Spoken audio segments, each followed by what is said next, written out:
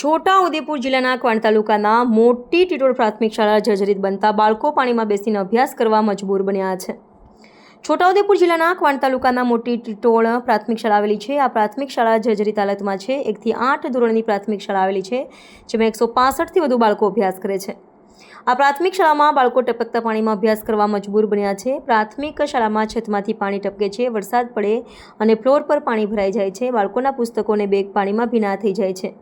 હાલ પણ બાળકો જર્જરિત શાળામાં બેસીને અભ્યાસ કરવા મજબૂર બન્યા છે. સ્થાનિક લોકો અને વિદ્યાર્થીઓએ માંગ કરી છે કે સરકાર દ્વારા વહેલી તકે નવીન સ્કૂલમાં મંજૂર કરવામાં આવે અને નવી સ્કૂલ બનાવવામાં આવે તેવી માંગ કરી છે. રિપોર્ટર મોહસિન સુરતી, છોટાઉદેપુર. મારું નામ રાઠવા મીનાક્ષીબેન ઈશ્વરભાઈ છે. મારું ગામ નાનાવાટા છે. હું મોટી ટીટોળ પ્રાથમિક શાળામાં ભણું છું. અમારી શાળામાં દરેક ક્લાસમાં પાણી પડે છે. અમને ખૂબ જ તકલીફ પડે છે. અમારી માંગ છે કે સરકાર અમને સારી સ્કૂલ બનાવી આપે અને ભણવા માટે, બેસવા માટે સારી જગ્યા કરી આપે એવી અમારી સરકાર પાસેથી માંગ છે.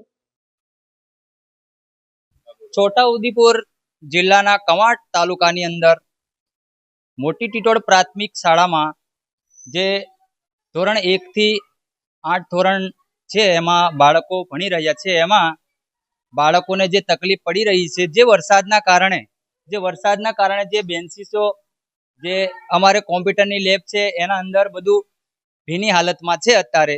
તો અમારે એટલું સરકારશ્રીને રિક્વેસ્ટ છે કે ગુજરાતના શિક્ષણ મંત્રી અને ગુજરાતના મુખ્યમંત્રી જેથી કરીને છોટાઉદેપુર જિલ્લાના વહીવટી તંત્ર આનું ધ્યાન દોરે એ અમે માંગણી છે અને એવું અમે સરકારશ્રીને કહેવા માંગીએ છીએ.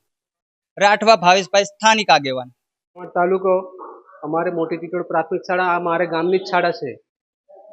તો મારો છોકરો અહીંયા 2 ભણવા આવે છે. એક ધોરણ 4માં મારી છોકરી ભણે છે મોટી, અને એક છોકરો નાનો મારો બાલવાટિકામાં આવે છે.